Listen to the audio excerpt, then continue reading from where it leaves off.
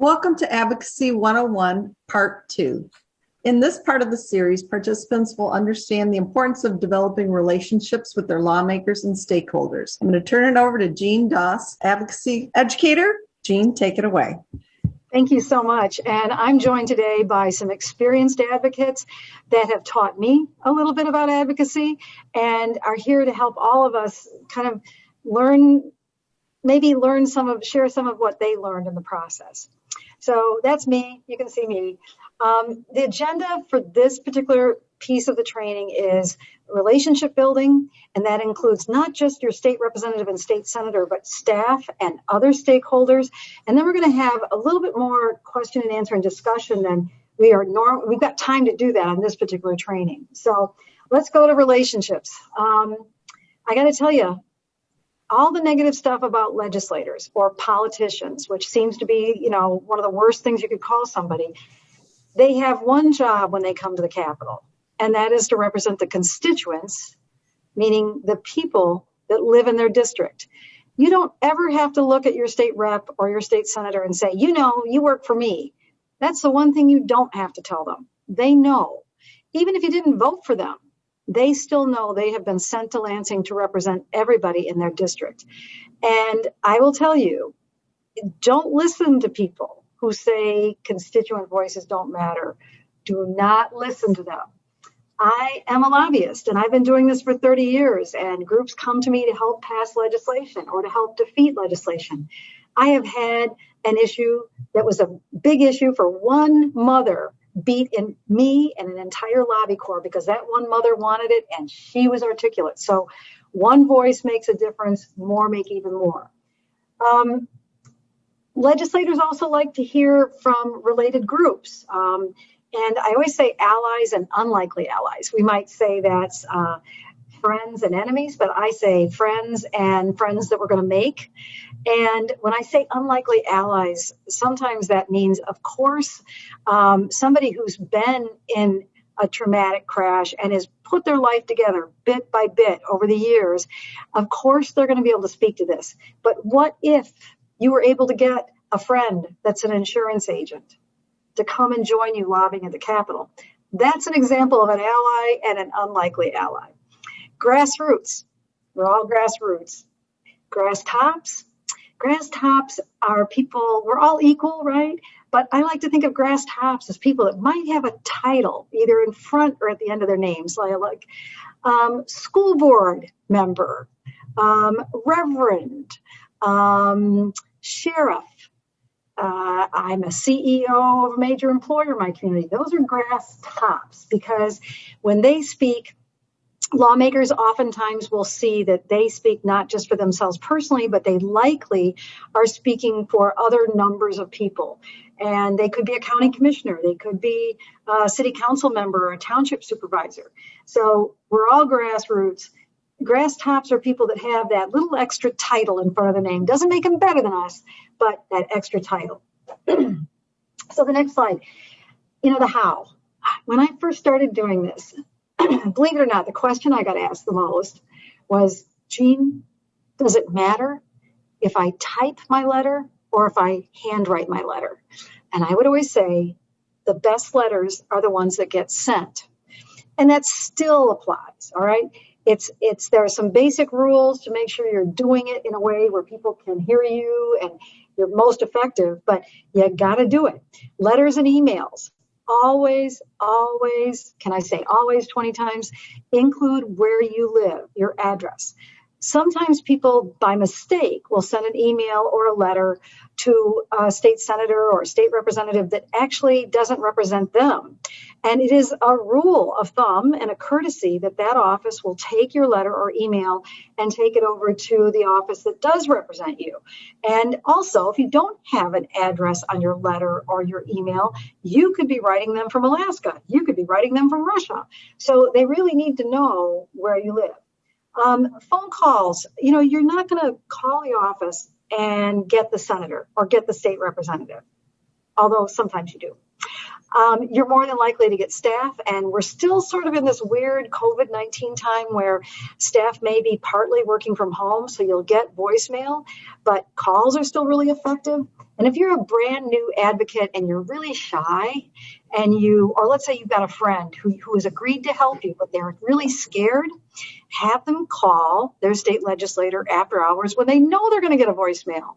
And again, they leave their name, they say what they're calling about, very brief, and they briefly state where they live.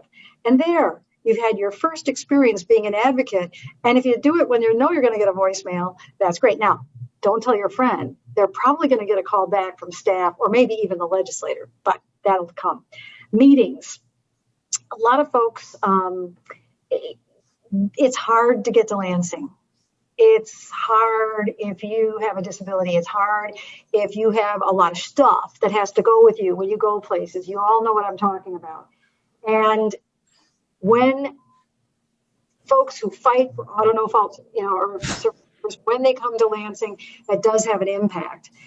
I just want to tell you, some people will never do that, and that's okay.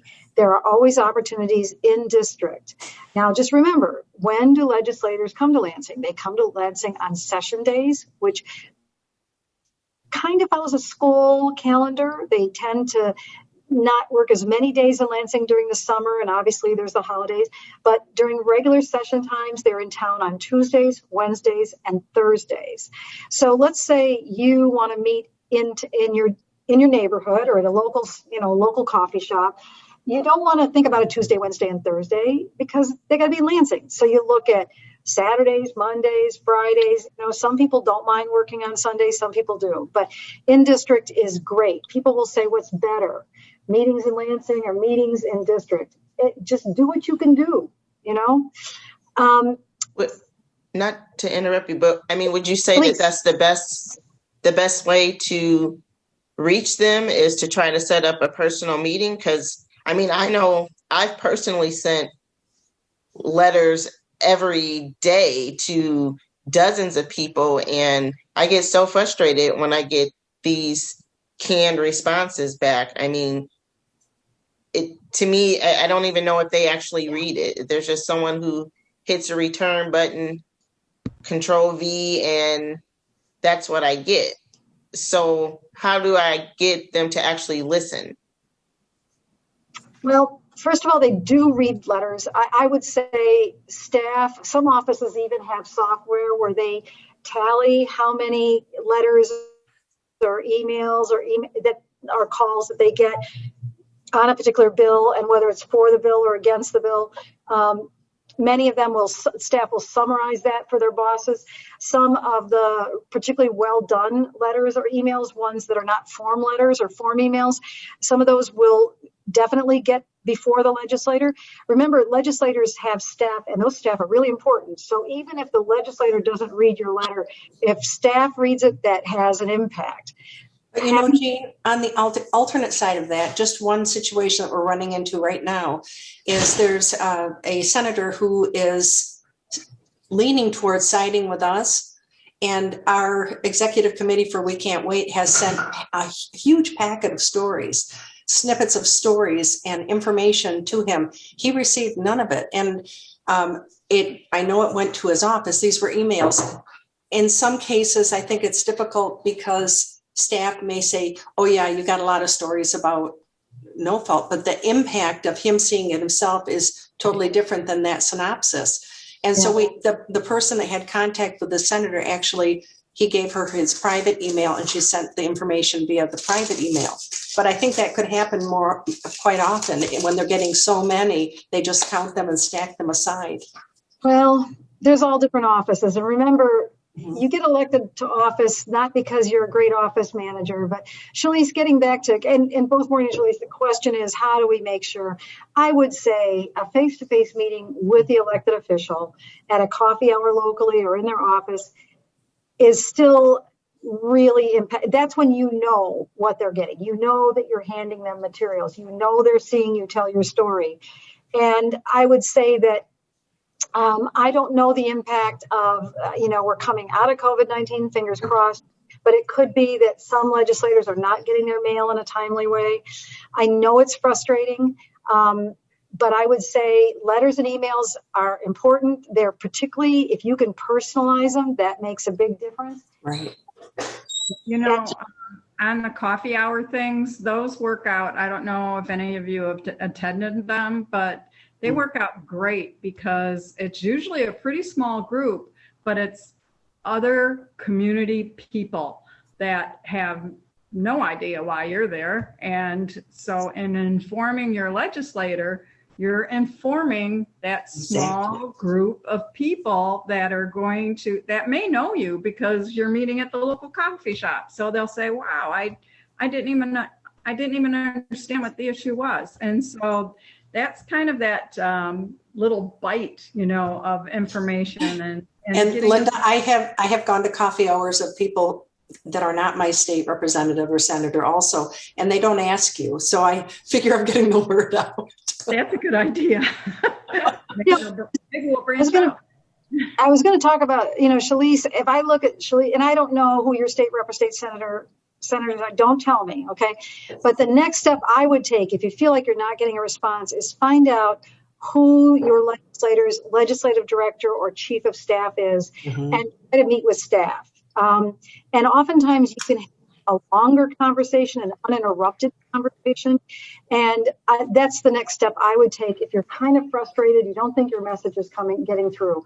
But I want to say the coffee hours are great. We all learn by not just reading and hearing, but by seeing, touching, and to a certain extent, if you've got, if you've made major modifications in your home to accommodate, so that you can live independently, you might want to invite your legislator to come. You can show a before picture and show an after.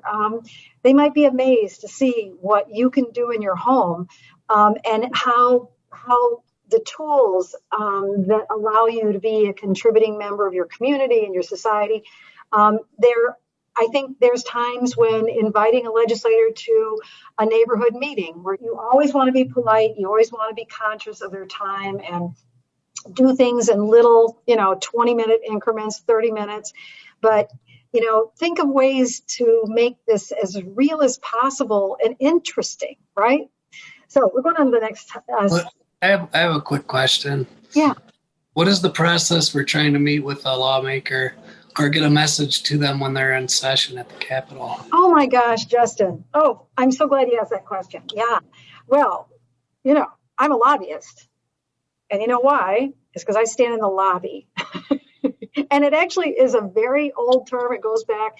We used to think it had to do with one of the earlier presidents that would go to get a drink at the Willard every day at the same time. And so people would stand in the lobby of the Willard Hotel. But it actually dates back even beyond that. So there was a brief time when you couldn't do this because of COVID. But when you come to Lansing and they're in session, meaning your state senator is sitting in the Senate chambers and they're doing work on the floor of the Senate, if you come up, you'll notice there are tables. And sergeants and pages are sitting behind those tables, and there's usually a pad of paper and a pencil. In the House, it may look a little different, but the same thing. Look around, there's usually a table with a pad of paper and a pencil, and you're able to send a message in to your state senator if you're outside the Senate when they're in session, or your House member when they're in the House. Now remember, this is informal. There's no requirement that they have to come out and see you. And in fact, if they're on third reading or there are certain rules that are certain periods of time that have put into effect, they're not allowed to leave their seats. And, so I consider it a great way to have a very quick, informal. I'm talking, don't keep your legislator out there more than 2 minutes, 3 minutes. Now, I've seen you all be there where the legislator, they're on recess while people go to get lunch or whatever, and they sit and talk out in the lobby for a long time. But by sending that note in, it is taken, the sergeants look at it first to make sure they can read it. They give it to the page runs it to the legislator's desk. Now here, does it get lost under a stack of paper? Is the state rep or state senator busy debating a major issue on the floor that's their bill and they can't look at anything else?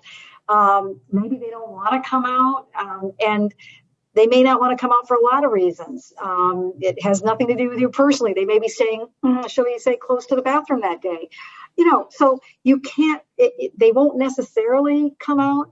What I find in the Senate is oftentimes a chief of staff or a legislative director comes out, and you all know the rule. You treat staff as well or better than you would treat the legislator. And remember, they're the ones that do most of the work here at the Capitol. Did that help, Justin?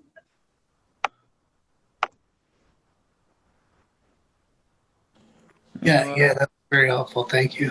Yeah. And anybody else want to chime in? I think Dave, or you had something to say? Yes, I just would like to ask how can you see that your question is, well, of course, being delivered, but understood the same way? Because every brain hears things their own way. You can't assume that they're hearing what you're hearing. So, what do you have to do to make sure?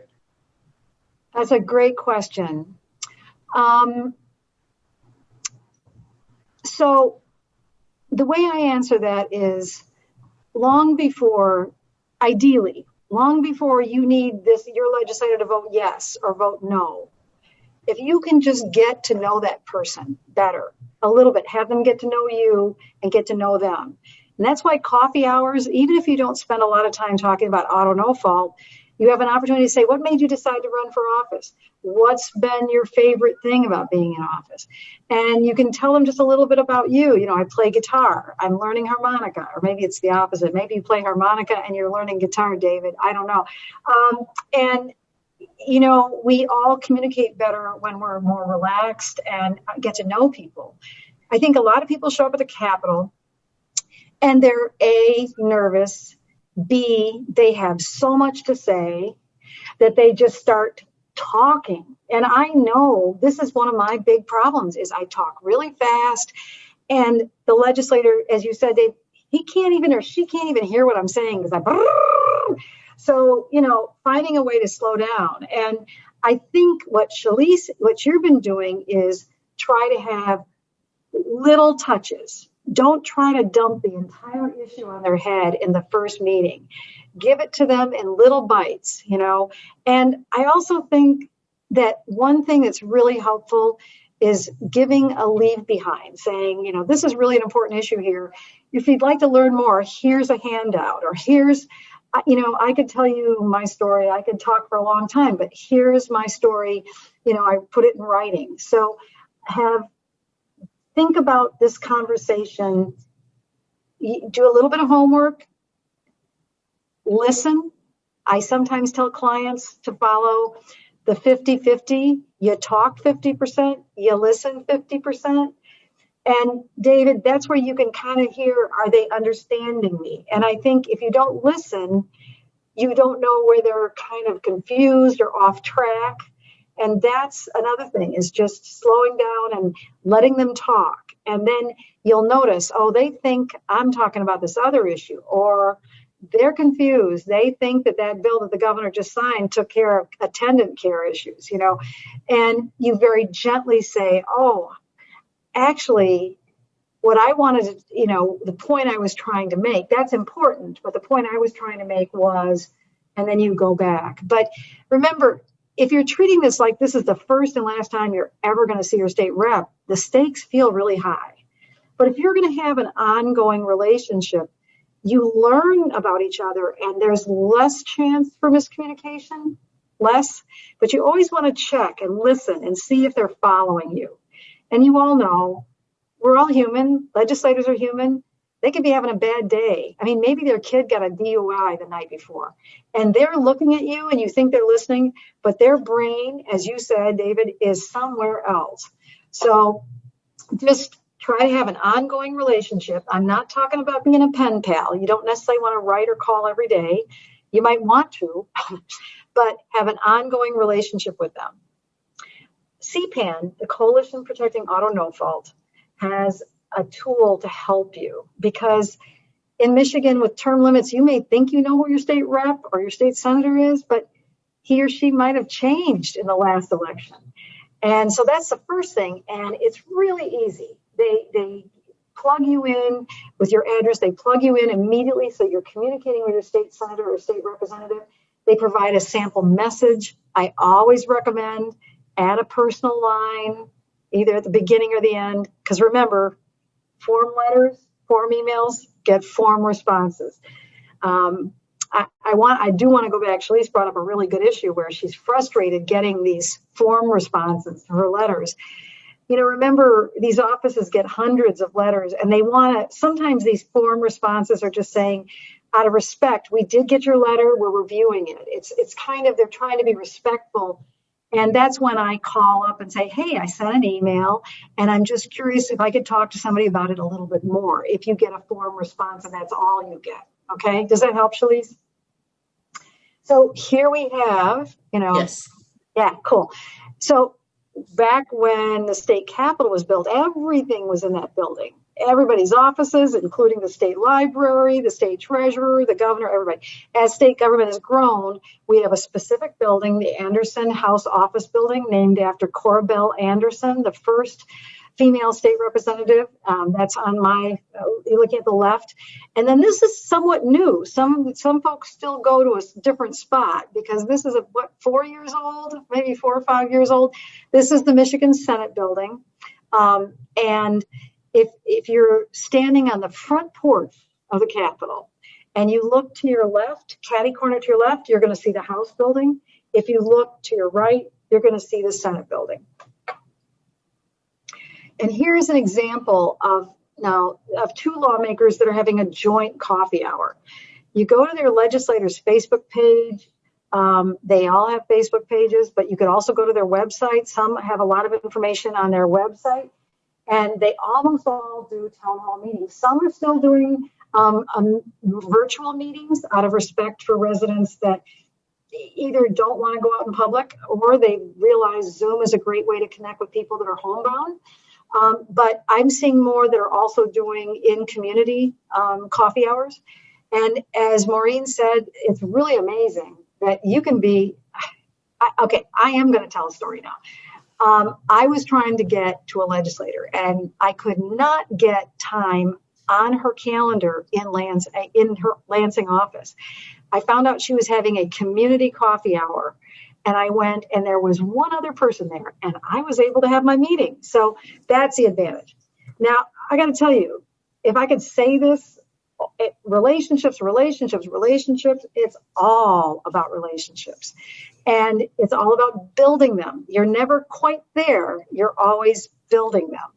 And, I think people worry about knowing everything about auto no-fault Michigan before they talk to their legislator.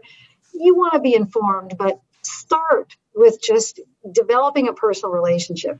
Do a little bit of homework. I can go on the next slide. Shows you some questions to do. When I say do your homework, what did this person do before they were elected to office? Is this somebody new or veteran? Are they Democrat or Republican? Not because you're going to get all partisan, but it's just helpful to know. Okay. Has the official already taken a stand on auto no fault? I have seen legislators, this is a great question. Has he or she been a champion for auto no fault survivors? And you might say, well, how am I going to know that? You're going to reach out. You're going to reach out to your allies, people that have been around a while, or you can email CPAN. For those of you that are watching, every single person that's on this training with me here today could help you. If you want to know, is my legislator been good on this issue or not? They can help you find that information out. There's nothing worse than going up to somebody like Senator Zorn and starting to talk about auto no fault like he's never heard of it when he's been fighting for us for years. That's really embarrassing, and he won't say anything because he's a nice guy, but you want to know. Now, here's another one. Do a little bit of homework.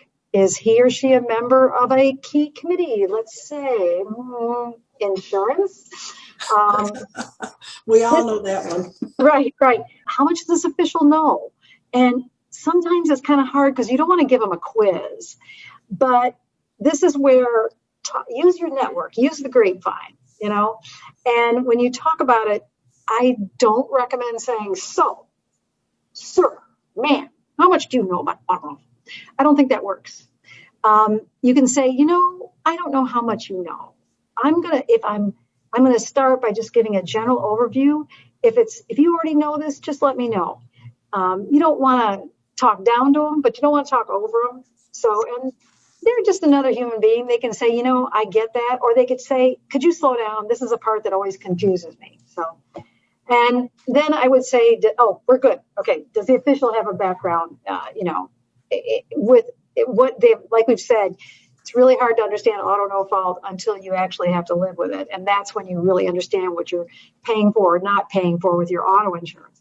Now, this is why I talk about relationship building ad nauseum.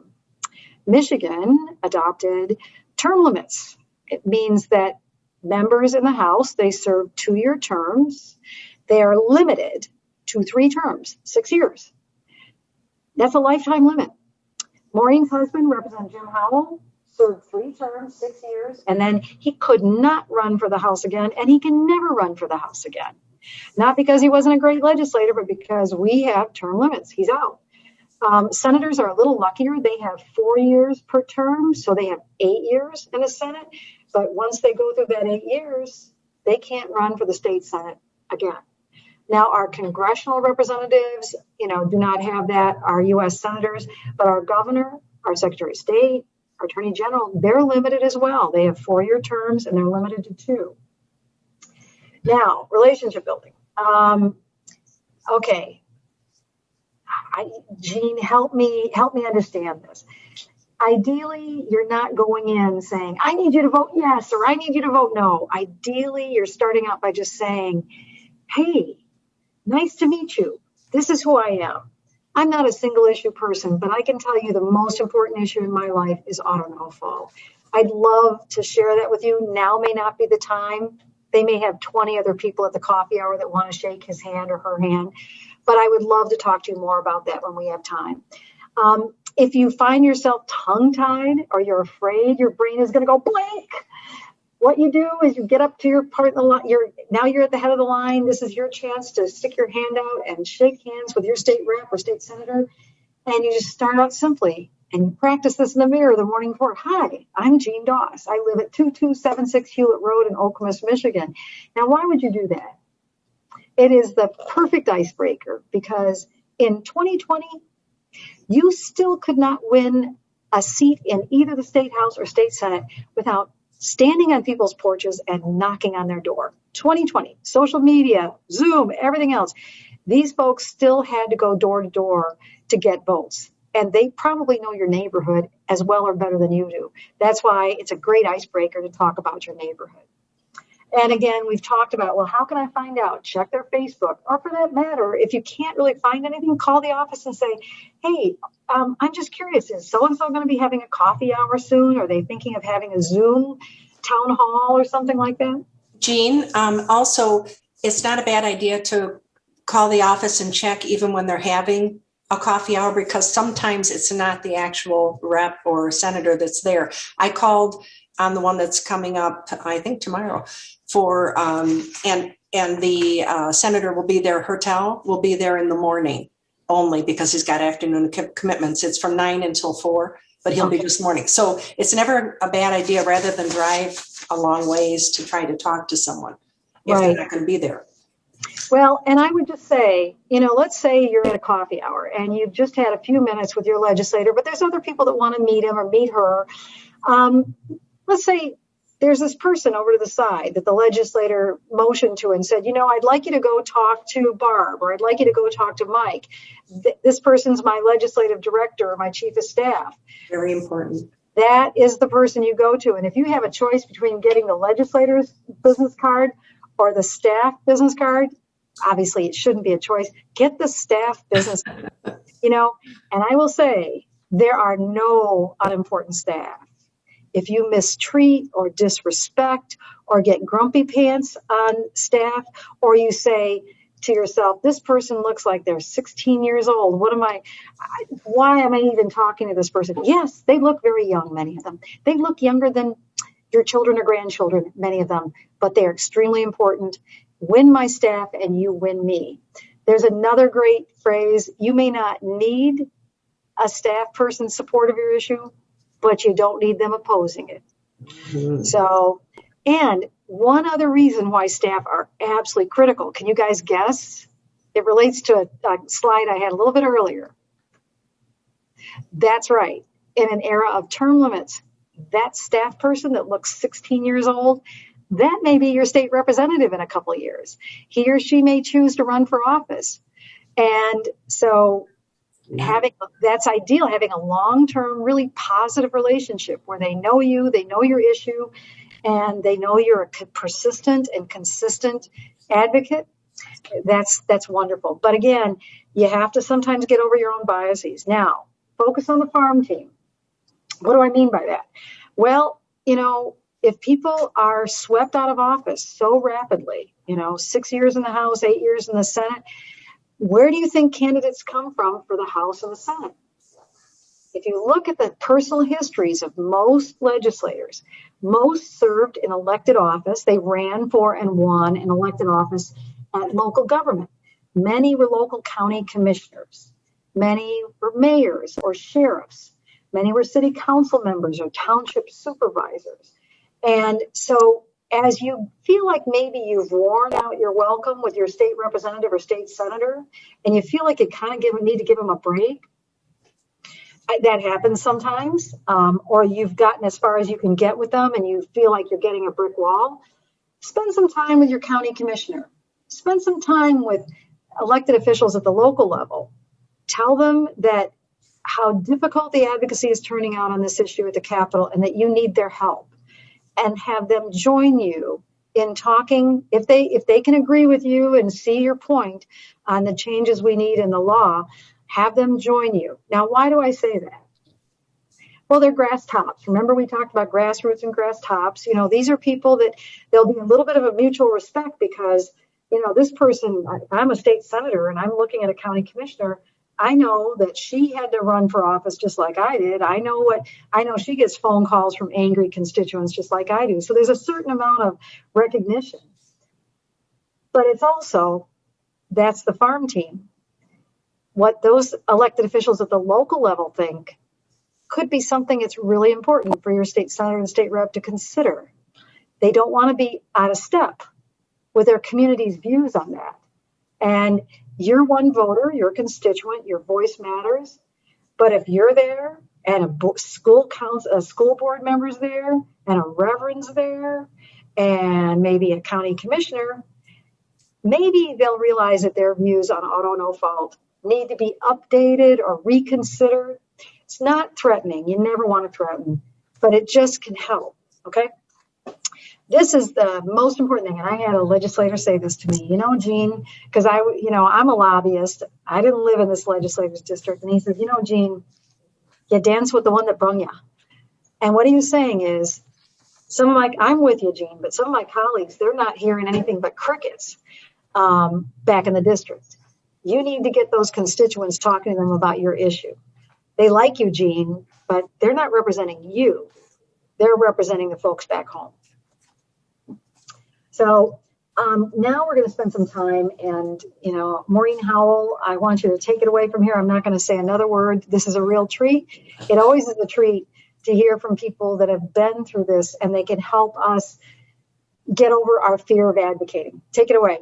Well, I'll tell you, Jean and everyone, the very first time Sam and I went down to the Capitol, it was the beginning of just an era of living at the Capitol. I wanted to write a book, Life at the Capitol.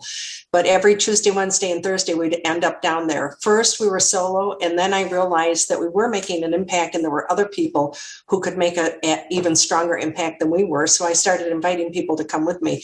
And we had a wonderful team down there that really, I believe, made a huge change in many legislators' viewpoint on what was going on. The first thing was trying to figure out who was who, because a lot of the people wear suit coats and dresses and they all look alike, but I found out they all wear a little gold pin. if they're in the legislature. And so when I'd see the gold pin, I learned that I didn't necessarily have to know their name, like Jean said. I'd just say senator, and they'd turn their head and I know it was a senator. Or I'd say representative, and I would talk to them if they were willing to talk. However, it was better when I did my homework and I knew who the person was or knew what they'd been up to, and I could preface whatever I said with a little bit of personal. For instance, just one story. One fellow came out and I had seen them delivering potatoes in boxes, I thought it was. And it was a gift from some potato farm. Anyway, when he came out, when one of them came out, I said, Senator, I said, how did you enjoy your potatoes from the day before? And he said, well, they had these special chips in there. And I have to tell you, it's so awful. I'll admit it. I haven't told anyone. I ate the chips on the way home and didn't save any for my wife. And I said, well, you bad boy. And so we talked for 3 minutes about his some kind of potato cooker that he got with these chips. And then he listened to me and I said, boy, I'm real concerned about this no fault issue. And the reason being is I have a son, but I've also met many people. And this is Kelly's story and this and this. Do you realize what's going to be happening? And we had a wonderful discourse that I don't think we would have had I batted him on the head without a no fault initially. We became buddies because of that. Also, that my face was there so often, I actually got on kind of Sam and I got on in a hugging position with a lot of these people. They got to know our story. They knew how concerned we were. And especially with the Democrats, they started to feel for us and feel committed to us. Now, when we're down there, it seems like the Republicans were less likely to side on the side of helping us with auto no fault, although we had many supporters in the Republican field. That was the area we had to focus. But it's really important not to ignore the Democrats who are helping us and to pull them aside and say, thank you so much, and here's my story. Because when the governor and other people are bartering, they might be the person they're bartering with, and you want them to remember your face and remember your story and remember kind of their semi-promise they've made to you, rather than just say, yeah, I'll sign that if you do this for my community. Yeah, sure. You want them to remember that they've made a commitment to you. So you can't ignore anyone down there, including chiefs of staff. When Jim was a representative, he said oftentimes his chiefs of staff would come to him and they would be out there in the community and in the world figuring things out. And they would come back and say, you're wrong on this issue. And this is why. And he would change his mind based on what they told him. So they are definitely not people to be overlooked in the picture. Face to face, even though it's very difficult, is always best. However, you can get your face in front of them. But it's really important. And I would say this to our team. We do not want to be labeled as troublemakers. If we go in there yelling and angry, we're troublemakers and they can dismiss us. Let's not give them the power to dismiss what we're talking about because we're angry. Yeah, we're angry, but okay, we can be stern and factual about these things, but it's never good to go, you signed that bill and you are making it so. It's better to say, I am so concerned that bill was signed. I am so concerned. I need you to help me. I need help. They're much more likely to feel empathetic and do something for you using the you word rather than the I word rather than the you word. You never want to say I at someone that you have potentially a conflictual type of conversations with. And I felt very stupid and clumsy and shy, and I didn't even know to sign the sheets. And I made friends with the sergeant at arms. They became buddies. Another thing about the notes is when I would have someone that would come out to speak with me and they would talk to me about no fault, I'd say, who should we talk to? Who should I talk to in there? And if I put that on the note, your friend so-and-so told me to talk to you. Every single one of those came out rather than me saying, I want to talk to you about auto no fault. I'd say, your friend asked me to speak to you. Could you come out and speak with me? Every one of them came out that way. I also would ask the reps and the senators, what can I provide to you to help you understand? And honestly, there was so much lack of education on this bill because you have to understand it really didn't get read before it was signed. It was 121 page redacted. If you ever looked at it, you'll understand 4 hours is not enough to understand that bill. They never looked at it then. It got put into committee. It hasn't been even discussed in committee. So really, nobody that I talked to really had a real, even basic understanding of what was going to come down. And so a lot of what we did is provide education, not just from my mouth, but where I had documents to share with them and to allow them to be able to read themselves so that they would understand what was going on. So I had a lot of support on the outside with doing all of this, but we had an incredible team of people down there. So many people that had a much harder time getting there than Sam and I, you know, taking hours to get ready in the morning, and they'd still be there at 10 every morning and at 1:30 in the afternoon to meet both sessions. So I was so thankful for that support. And it made it easier for us too. It made me not so afraid to have a team. Maureen, I can't thank you enough. Anybody else want to jump in and share kind of their tips, what worked for them? You might want to share what didn't work or what you know now that you wish you knew earlier.